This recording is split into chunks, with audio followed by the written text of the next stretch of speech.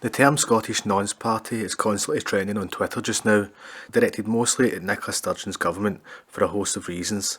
The current row is centred around the Gender Reform Act, which makes it easier for rapists to access women's spaces, as seen in the case of Adam Graham, a multiple rapist who started identifying as a woman in order to spend his sentence in a female prison. This would be bad enough in itself, but sexual deviancy runs deep at Hollywood, with children quite often the targets. In the light of the Jeffrey Epstein scandal, where global elites were seen to be very close with a convicted child trafficker, these issues are increasingly pertinent. This video will highlight the influence of paedophile activism on Scottish politics, how it hides behind the language of LGBT inclusion and human rights, and how paedophile advocacy overlaps with a more general process of child sexualisation in Scottish education. The predominance of this network is no accident, or even negligence on the government's part. We will also highlight some cases of government officials and activists who have been guilty of sexual abuse, and how this network silences and intimidates victims to protect abusers. So I've already mentioned the term paedophile activist, and before we get to Scotland, I just want to expand on this a bit as a point of reference. This isn't just a case of paedophiles plotting in the shadows. These people form open networks which are grounded in a pro-paedophile ideology and supported by a wide literature. The ideology itself wasn't created in Scotland. It developed as a branch of queer theory and wraps itself in the language of liberation, diversity and multiculturalism. It challenges the legal age of consent, arguing that the law is an artificial barrier to child sexuality from which they should be liberated. This ignores scientific evidence about child brain development and the trauma and subsequent years of therapy which victims of abuse generally go through. Crucially, it seeks to liberate the paedophile itself from social stigma and normalise the act as a legitimate sexual orientation, rebranding paedophiles as minor attracted persons, which Police Scotland seem happy to adopt. The so-called virtuous paedophile movement suggests that as long as they don't act on their urges, they are to be protected. So, for example, viewing child porn is justified to these people. This is despite the fact that children were harmed in the making of the child porn. Now, this movement has been well promoted in left-wing circles and mainstream media. The number of left-wing academic icons who were child sex advocates are too many to list here, but their influence on current left-wing movements is not even a point of contention. In fact, these people are exalted. For example, Michel Foucault and Judith Butler are seen as the founders of queer theory and openly advocated child sex. Or child abuser John Money, who founded the first US gender reassignment surgery, or Alfred Kinsey, who pioneered much of the sexual revolution in America, and of course there's the cultural marches of the Frankfurt School such as George Lucas. Or there's even someone like Peter Thatchell, one of the country's best known sexual campaigners, who said that child sex could be, quote, normal, beneficial and enjoyable, citing the example of an African tribe called the Sambia, which forces young warriors to give oral sex to older warriors as an initiation. Now it's key to note that when it comes to policy making, these activists are advised by their legal counsels on how to trick the public. In these circles it is described as a veil of protection, which in practice means pushing less popular policy through alongside more popular policy to avoid public scrutiny. Now to bring it to Scotland, you may be aware of an organisation called Paedophile Information Exchange, PIE. It was set up in the 1970s and its aim was both to normalise paedophilia through campaigning to lower the age of sexual consent to 4 and as a network for paedophiles to interact, which had around 1,000 members including youth workers. It created a paedophile community in the UK which was subsequently used to circulate child porn. Think of a legalised paedophile ring. It was a legitimate organisation and existed openly for 10 years. Journalist Christopher Wilmer describes their tactics by saying, quote, they didn't emphasise that this was 50-year-old men wanting to have sex with 5-year-olds. They presented it as the sexual liberation of children. PIE operated under a human rights banner as part of the National Council for Civil Liberties. The UK's largest human rights organisation at the time is now called Liberty, and it had close links to future Labour ministers Harriet Harman, her husband Jack Dromey and Patricia Hewitt. It was part of the International Paedophile and Child Emancipation Group, which included the North American Man-Boy Love Association. PIE was eventually disbanded with many of its members jailed after much protest and revulsion as the public learned of its sinister aims. Not all of its leading figures were jailed, however, and, in line with paedophile behaviour, they adopted a new identity and continue to operate, and this new identity has morphed into the virtuous paedophile movement of today. So one of the founders of PIE was a man named Ian Dunn, who brought the organisation to Scotland. Dunn wasn't a virtuous paedophile, he himself was an abuser. He actually admitted to the Sunday Mail that his address was used as, quote, the main contact address for Britain and the whole of Europe for paedophiles. Thankfully Dunn is long dead. Indeed, one of his 15-year-old victims shown up at his funeral to make sure that he was dead. Dunn's legacy casts a long shadow over Scottish politics, and he's still considered a hero in the community. Described as a pioneer by Peter Thatchell in a sickening obituary, Thatchell also wrote a chapter for a book by another PIE member, Warren Middleton, who was found with 5,000 images of child porn at his home. Dunn was responsible for the creation of a number of influential groups. One of these groups was the Scottish Minorities Group, SMG, the first LGBT group in Scotland, founded in Broughton Street, Edinburgh. It acted as an umbrella group for other organisations, and it was part of the SMG that paedophile information exchange was brought to Scotland. The SMG would later morph into Outright Scotland. After Dunn's death, Outright Scotland started presenting the annual Ian Dunn Award for outstanding services to the community. One high-profile recipient of the award is Patrick Harvey, the leader of the Scottish Green Party, which is in coalition with the Scottish National Party in Holyrood. Harvey serves as the Minister for Zero Carbon Buildings, Active Travel and Tenants' Rights, and is one of Scotland's best known LGBT campaigners. His Green Party is well known for putting its sexual obsessions before actual environmental policy. Now, the Dunn Award is not an oversight by Harvey. When confronted about this, Harvey refused to hand back the award and did not condemn Dunn or even paedophilia itself. Dunn was to be praised for his efforts in pursuing LGBT rights. His sexual abuse of minors and his paedophile advocacy could be ignored. This is the equivalent of ignoring Jimmy Savile's crimes because he raised a lot of money for good causes, or accepting the Jimmy Savile Award for services to charity. Harvey made some snivelling statement about opposing child abuse, not paedophilia itself. This is convenient because paedophile activists like Dunn don't see paedophilia as abuse. On the contrary, they see it as liberating. Harvey's refusal to hand back the award is a clear sign of who he sympathises with, and he's up to his neck in it. Here you see Harvey with one of his closer comrades, John Hine, another former PIE member. Alongside them are Labour MSP Sarah Boyack, former Lib Dem leader Joe Swinson, along with Tim Hopkins, who is another recipient of the Dunn Award. Swinson's Lib Dem colleague, Margaret Smith, MSP, was also a recipient of the Dunn Award. So here we have a snapshot of a wider network encompassing all parties, hence Scottish Nonce Party. Take someone like Swinson. Her campaign and her party were funded by companies which profit from puberty blockers, which studies have said may prevent key aspects of development during a sensitive stage of brain organisation, having long-term effects on brain development, cognitive function, fertility and lower bone density to the point of bone mineralisation. Now going back to John Hine, fortunately he is also dead, but he only died 2 years ago, so there's a much bigger trail in him along with his protege Hopkins. Both of them were also members of a group called the Sisters of Perpetual Indulgence, with Hopkins and Dunn's being its founding members. Again, I'll not go too much into this group here, but to put it simply, it practices debauched sexual indulgences and promotes satanic imagery. Basically, it's a freak show. Another member of this group, former Lib Dem leader, Willie Rennie. Again, it's no exaggeration to say that these guys are icons in the community and civic society in general.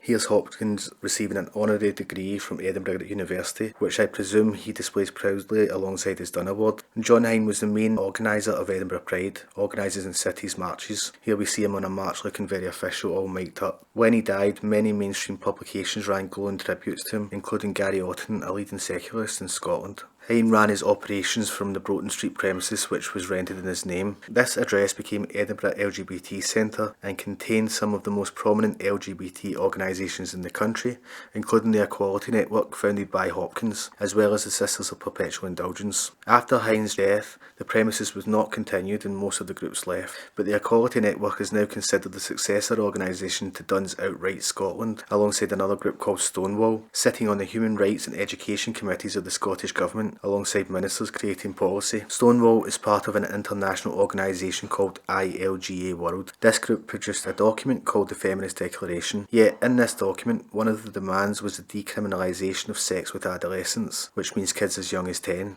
Now what has that got to do with feminism? It also seeks to decriminalise HIV transmission through sex. Again, Stonewall sits on Scottish Government committees and is highly regarded by the Scottish establishment and well connected to power. Another signatory group to this declaration organisation was LGBT Youth Scotland, which was founded as part of the Broughton Street network as well. Now, when the public became concerned at the nature of this declaration, who were the first to defend them? That's right, Patrick Harvey and his LGBT platform, the Rainbow Greens. Now, LGBT Youth Scotland has received fortunes in public money, but was at the centre of one of Scotland's largest paedophile scandals to date, with its leader James Rennie and many others being found guilty of sexual abuse of minors. Rennie was a key advisor to the Scottish Government on sex education. SNP MSP Alan Smith is still a director of this group. In the case of Rennie and LGBT youth, this is actual abusers setting up youth groups for vulnerable kids, receiving public funds and then abusing them, then being protected by powerful figures. This organisation is still at the heart of Scottish Government policy making, and these committees are generally populated by creeps.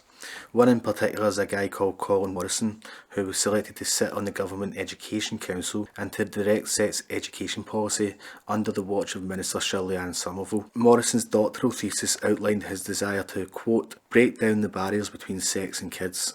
This is to encourage kids as young as 6 to think of themselves as sexual beings, to consider their gender and sexuality, and to promote sexual promiscuity as a right. Effectively, this guy is looking to sexually liberate kids and open them up to sex. Again, on the surface, this is portrayed as simply teaching kids about safe practices and that it only applies to sex between two underage kids rather than sex between children and adults. But in light of the tactics of the paedophile advocacy network, this can be seen as a process to normalise child sexuality with the aim of introducing reductions to the age of consent down the line. The portrayal of sexual liberation as a human right is one of their methods. This method presents sex advocates as liberators to be trusted by kids as working in their interest, while demonising those who oppose. And the government wants to codify this situation in law, whereby anybody criticising this is criminalised. Various child sex policies seek to create secret relationships between children and state operators, known as named persons, effectively state guardians, where the parent does not have a right to know what is discussed and would be prosecuted for defying the child's rights. It doesn't take much of a leap to imagine children demanding the right to sex with adults. The NSPC's definition of grooming is, quote, when someone builds a relationship, trust and emotional connection with a child or young person so they can manipulate,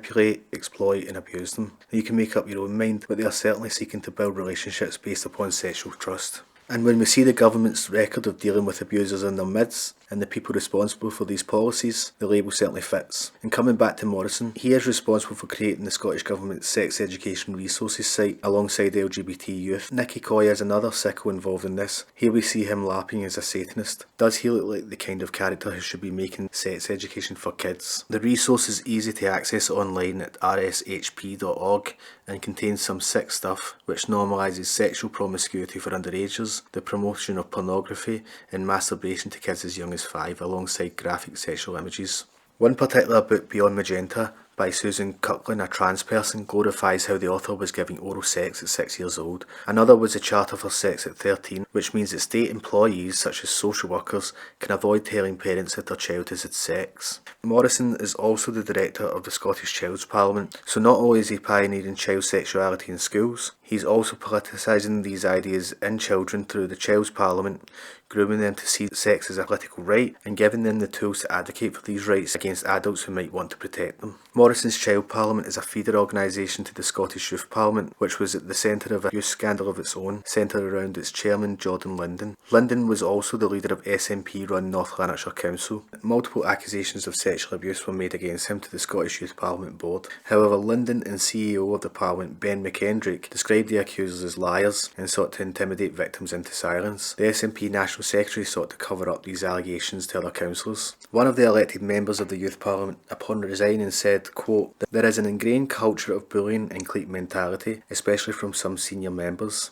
The number of abusers within the party is too many to list here. Every time a victim comes forward, the party closes ranks, defends the abuser and seeks to intimidate and silence victims. The example of MP Patrick Grady highlights this. Grady was accused on multiple accounts of sexually abusing teenagers. One of the victims claims to have been ambushed by Grady and party chief at Westminster, Ian Blackford, to stop the allegations coming out. He was threatened with disciplinary action by the deputy leader at Westminster, Kirsten Oswald. Grady was found to have broken the parliamentary code for sexual misconduct, yet was invited to retake his seat by the party and still holds it to this day. Other examples of deviance within the party include former Finance Secretary Derek Mackay, Councillor Mark Kerr, both of those were found guilty of abuse. Or there is the example of Mary Black, who brought a degenerate drag queen called Flojob into a primary school. There's also Peter Newell, who pioneered the government's approach to the smacking ban, who turned out to be a rampant paedophile. Newell wrote a lot of the UN literature on the sexual rights of the child, which is often promoted in the Scottish Government committees. Or there's the example of Green politician Maggie Chapman, who advocates sex changes from as young as 8 years old. Indeed, the very charity that is promoting sex changes among youth is called Mermaid, whose CEO Jacob Breslov had to resign after being found to be facilitating another paedophile advocacy group called Before You Act, which is a big promoter of rebranding to minor attracted persons. So this just brings us to a quick couple of points I'd like to make before I finish. First, I'm not linking homosexuals or trans people to paedophilia. However, I am linking left-wing LGBT organisations to child sex activism, which is undeniable. Most LGBT people would be fully opposed to paedophilia and might be unaware of the background of some of their comrades. It's not difficult to see a young person struggling with their sexuality being attracted to such groups and being taken in by them. This is what groomers do. They build trust with vulnerable people in order to abuse them. This is clearly evidenced by groups like the Scottish Youth Parliament and LGBT Youth Scotland. And so the benefit of the doubt can go to a lot of these people, particularly young people. While we don't give benefit of the doubt is to individuals like Harvey or anyone else in a position of power and influence. It is their job to know better and take responsibility. This isn't accusing Harvey of sexual abuse in any way, nor is he accused by anyone else, but at this stage it's irrelevant anyway. It is a crime to enable paedophiles, and surely that extends to paedophile activists. And by accepting the Dunn Award and campaigning with Hine, he certainly legitimised them as activists. We can judge a person by the company they keep. Harvey and his leftist fellow travellers like to do just that. They platform people they disagree with and try to stop them from speaking and even criminalise them through so-called hate speech laws. But he platforms paedophile advocates and then gets angry at people who point this out. Such a person can't be immune to criticism because they wave a rainbow flag. As mentioned, they criminalise and intimidate people for speaking out. Harvey and many of his comrades in the child sex advocacy movement have aligned themselves with violent people, like Cameron Downing, who threatened to beat up women, or Beth Douglas, who threatened to stab them. Douglas is another member of the Greens, previously stood as a candidate, and is the leader of the Rainbow Greens that we mentioned earlier. Douglas has been asked to advise the Scottish Government and policy many times, and as the head of the Greens LGBT platform, is clearly very influential in Scottish politics. Here too is Kirsten Oswald MP and fellow SNP MP Alison Thewlis, posing next to signs which call for decapitation of women who oppose them. Yet the police don't seem to do anything about these people, and are currently in step with their agenda by trying to normalise the term minor attracted person, as we saw earlier. Indeed, their response to various sex crimes seems wholly inadequate at best and deliberately treacherous at worst. Their enablement and cover-up of Islamic grooming gangs up and down Britain has shown this to be the case, and if we couple this with the shocking revelations of widespread sexual abuse within the Metropolitan Police, it calls the police as an institution into question, but much of that will be the theme of future videos. As a last thought, the public is generally so appalled by these people that those convicted are given new identities for their own safety before they can re-enter the community. There are even vigilante groups like Dark Justice who are engaged in hunting them down. People advocate tough penalties, including the death penalty for paedophiles. So how can this ideology manage to permeate government? It is about time we force them to explain themselves.